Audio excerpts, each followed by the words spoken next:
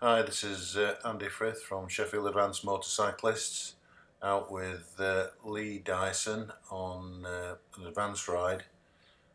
This is Lee's third ride, um, and the last session we've been concentrating on positioning on the road, particularly the safety position, which I'm pleased to say that you took everything on board, and you were putting your bike in the right position throughout the ride. What I want to concentrate on this feedback session is the way that you do that.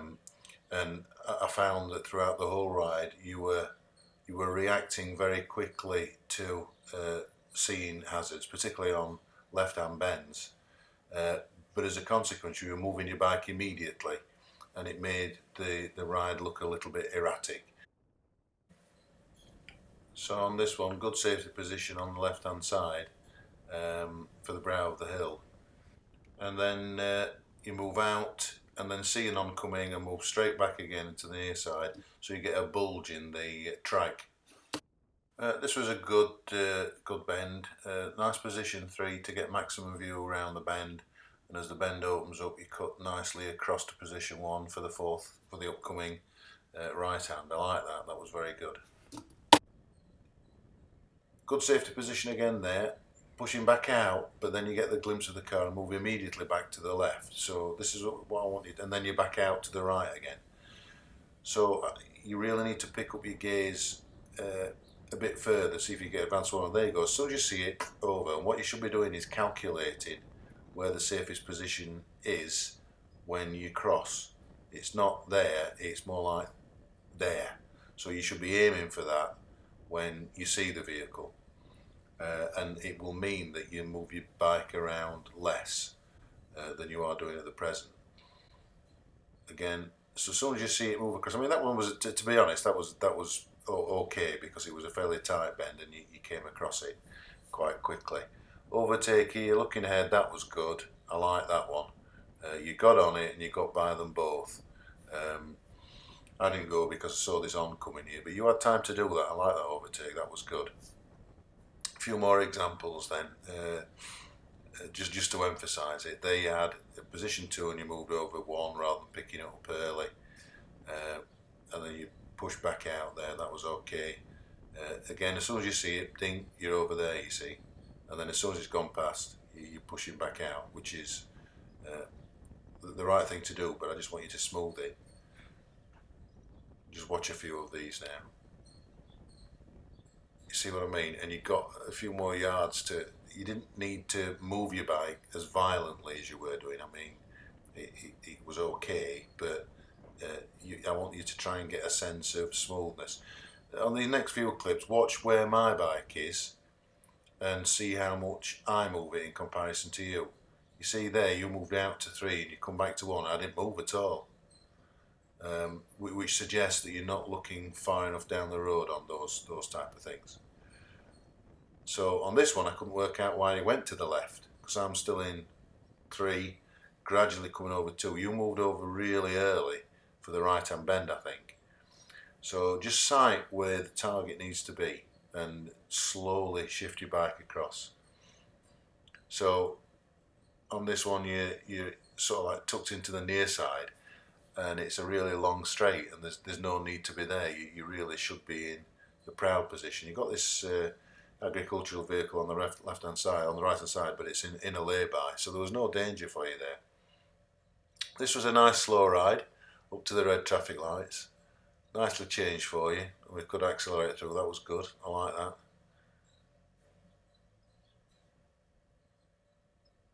And this is moving on to the A60. Good safety position again on the near side for the brow of the hill.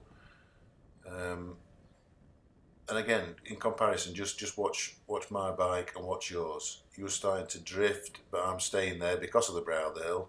Now you're coming back because of the brow of the hill and because you're seeing an oncoming car, whereas you could have just stayed in that one position. And this is what I mean about moving your bike as little as possible. I would like to have seen you give that one possibly a little bit more safety position, because there was nothing on the offside. Again, near side for the brow of the hill, that's okay, but then it opens up and you tend to stay in towards 2 minus, if you like. So you got separation marks there. You could have been out and a little bit more visible. This was one of the 4 occasions, I think, where you missed a signal, gave you a peep there, but you didn't need to obviously too far in front, and I started moving towards the near side hoping you'd see it, but you didn't. So fairly big junction there, no mirror checks, else you would have seen it. Okay, that heavy, and this one, we're on the, I think it was a 617 going in towards Newark, 50 mile an hour, and I thought we'd be on the back of those fairly quickly looking for the overtake, and this section of the ride lasted about 20 minutes and we never even got close. And this is the reason, because we're doing 45. It's a 50 limit, but I think you decided that, oh, well, they'll be doing about 50 miles an hour, I can't overtake them, so I'll just sit it back. Again, 42 going around this right-hander. We really needed to get on it a lot more. We should have been up to the 50, 52 on my speedo. Occasionally we did start to sort of like catch them up gradually. I mean, there's a car in between now that's appeared, and we started to get towards them, but then eased off again, and they pulled away.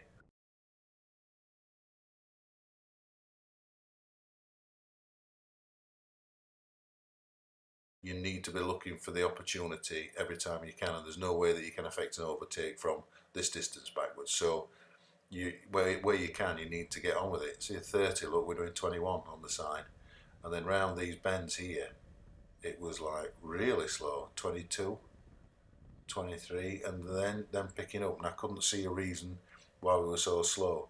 Car on the near side there might have wanted a home warning, and here you move out to a 2 to get a view, and then see that car and bob back to a 1,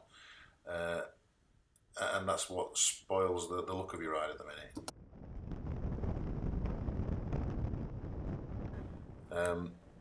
Good near side position onto the right hand bend, that was nicely done, and then slowly we start to pick up the speed, get to 50 miles an hour there, and those 2 heavies are still in the distance, and we've not caught them yet. So I was really surprised there. Again, another slight jink there. You see, you pulled into the near side well in advance of those cars, those oncoming cars. So try and smooth it out. Again, another slow section around these bends, 30 odd miles an hour. And I thought, and maybe it's because they were up ahead, these others, and you didn't want to get too close. But what you've got to think about is the lines, like there, look, changed to a broken line. Had we been on the back of that and there'd been no oncoming, we could have had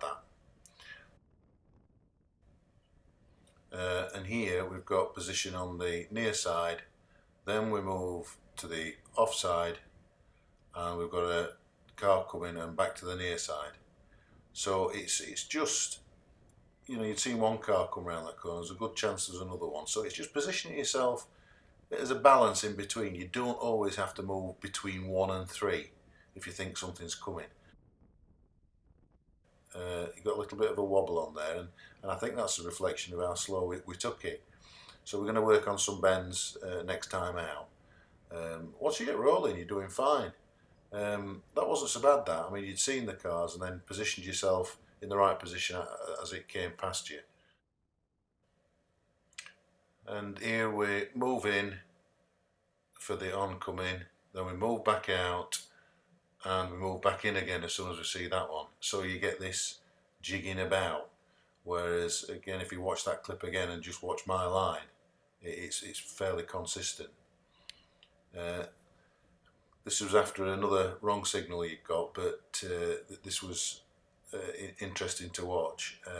Trying to overtake this heavy near Newark, and you're up towards it and can't really see around it. As a consequence, you're having to constantly move in and out, trying to go out for the view and then coming back in when you see oncoming vehicles. So if you drop back a little bit, you get a view down the inside, or a better view down the inside, and see the oncoming vehicle, so the overtake wasn't on.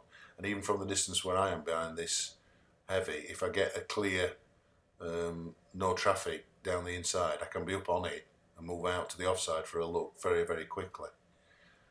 So you don't need to get close to the vehicle in front, particularly at these speeds. And you're constantly looking for the views down the near side, and you get a better one if you drop back a little bit.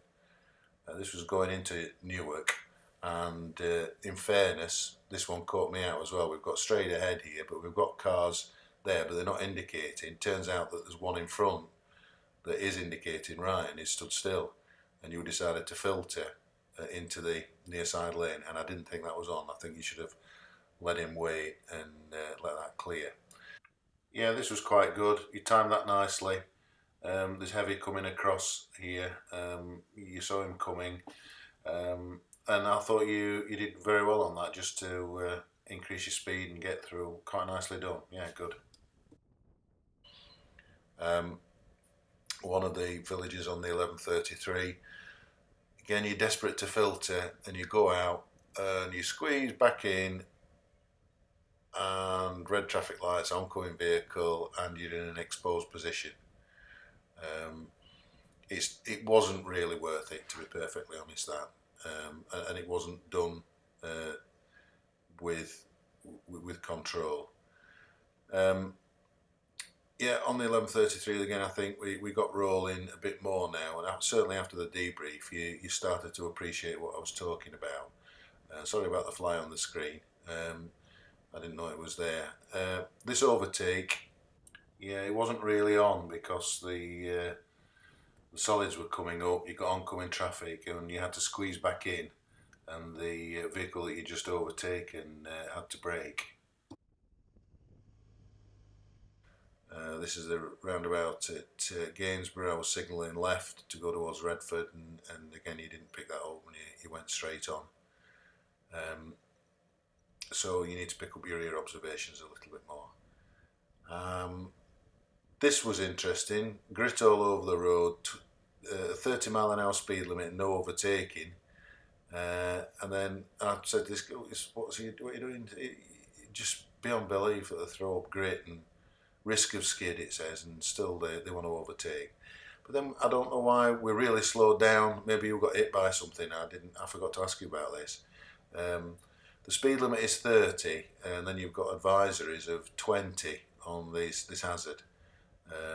So it was maybe a balance between the two. Not a bad ride. You certainly picked up on the positioning, but it's concentrate on how you get there. Well done.